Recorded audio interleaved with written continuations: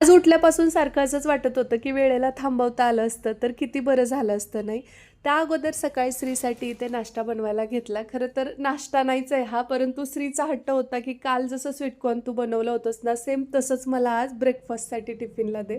त्याचा डब्बा बनवून झाला. त्याच्यासाठी थेराबँड जो आणला होता परवाला आम्ही, तो त्याला दाखवल्यानंतर त्याचे एक्सप्रेशन्स इतके भारी होते, खूप खुश होता तो. त्यानंतर छान तयार होऊन तो शाळेला गेला. त्याला बाय करून रात्रीच भिजत घातलेल्या हरभऱ्याची उसळ केली आणि सगळ्यांनी आम्ही मिळून मस्त नाश्ता केला. आज आई किचनमध्ये येऊन बसली होती आणि तिच्याशी बोलत बोलत मी इकडे चहा बनवायला घेतला. खरं सांगू तर मला माहिती नाही आता पुन्हा आम्ही अशा इतक्या गप्पा कधी मारणार आहोत काय नाही, आणि आजचा दिवस हा असाच थांबावा त्यासाठीच मला वाटतंय, कारण का आजची रात्रच ते इथे असणार आहेत. बाकी उद्या या टायमिंगला ते वाहनात असतील किंवा कदाचित ढोराळ्यात पोहोचलेलेही असतील घरी. त्यामुळे म्हटलं पप्पांच्या आवडीचं मस्त असं माशाचं कालवण करूया, आणि त्यानंतर भाकरी तर इकडे मी बनवते आहेच. आणि ह्यांचं असं होतं की पप्पांना माझ्या हातचं फिश फ्राय खूप आवडतं, तर तुझा स्वयंपाक हे सगळं आवरेपर्यंत मी हे फिश मॅरिनेट करतो आणि लास्टला मी फ्राय करतो, आणि त्यानंतर मग माझं इथलं आवरलंच. त्यांनी फिश फ्राय करून घेतलं, ताट वाढलं, आम्ही सगळ्यांनी सोबत एकत्र मस्त रात्रीचं जेवण केलं. तर पप्पांसाठी आणलेला ड्रेस आणि आईसाठीची साडी होती तर त्याचा आहेर केला त्यांना, आणि पप्पा म्हणत होते की कशाला काय. त्यानंतर छान छान फोटोज वगैरे काढले आजोबासोबत शांभवीने,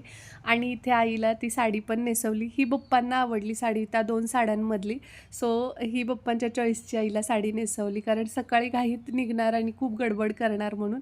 आणि इकडे बघा शांभवी झाडून काढते आणि पप्पा तिला शिकवत होते कसं झाडू मारायचं काय नाही. ते खूप छान वाटलं मला ते बघून. प्रत्येक व्यक्तीच्या आयुष्यात आईचं किती महत्त्व आहे हे पप्पा या व्हिडिओच्या माध्यमातून श्रीला दाखवत होते. सो